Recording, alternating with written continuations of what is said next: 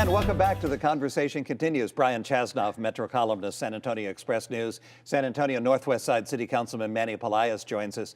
Brian, we were talking earlier about this dysfunction in the local parties. It's interesting that at the time that we're discussing dysfunction in the national government, we're seeing much the same thing on the local level as well. Is this a symptom of some dysfunction in our political system generally? Well, I mean, I think you have very unique circumstances in both of the local parties, and especially the Republican Party. That was a situation that no one really could have anticipated, that the chair had had a husband with this sort of criminal history.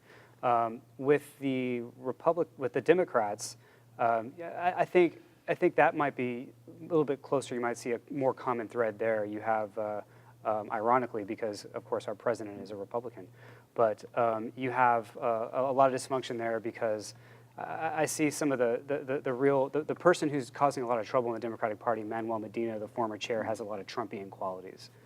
This distrust of the press, sort of exploiting populism to serve his own interests. And you know, he's aligned with the fire union, which is pushing these charter amendments, and he's trying to get the Democratic Party to support these charter amendments. So I kind of see some of the same tactics, ironically, being used in the Democratic Party that I see on the national level. Will this affect either of the parties' ability to get out the vote and elect candidates in November? We have pretty much everybody up for election on the county level and the state level. Well, I mean, when it comes to raising money and organizing, it makes it really hard to organize when you can't agree on anything at your meetings. I mean, I attended one Republican Party meeting.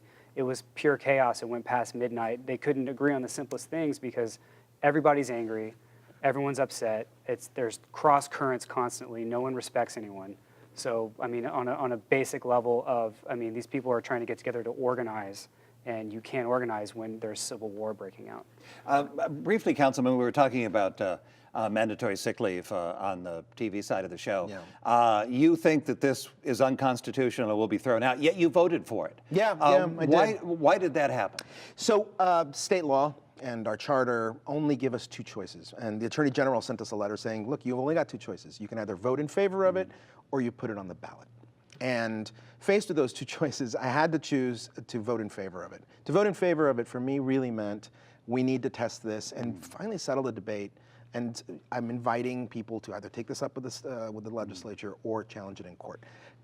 On the other hand, too, I don't want to see it on the ballot. And the reason I don't want to see it on the ballot is because of exactly what Brian and you were talking about. And that is, I don't think that this is an important enough topic to where the muddying of the waters by two totally dysfunctional parties, I think that they would hijack this very important debate of should cities have or should cities not have the power to mandate paid sick leave. Additionally, we have a very important election coming up with regards to these fire referendums, the firefighter referenda. I think that debate merits everybody's focus, and there's very strong opinions on both sides of that debate.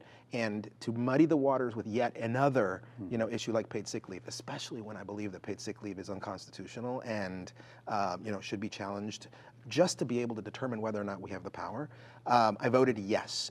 And I know it's complicated, and I know it's complex, and I've had businesses calling me saying, "Are you crazy? What are you talking about?" And I keep reassuring them, look, number one, it doesn't go into effect until August of 2019, and number two, I really don't even think it will go into effect. But if it does, the city will manage, and we'll figure out a way to do it in a way that is responsible and legal. Thank you very much, City Councilman Manny Pelaez. Brian Chasnoff from the San Antonio Express News. Thank you for joining us for The Conversation Continues. Take care.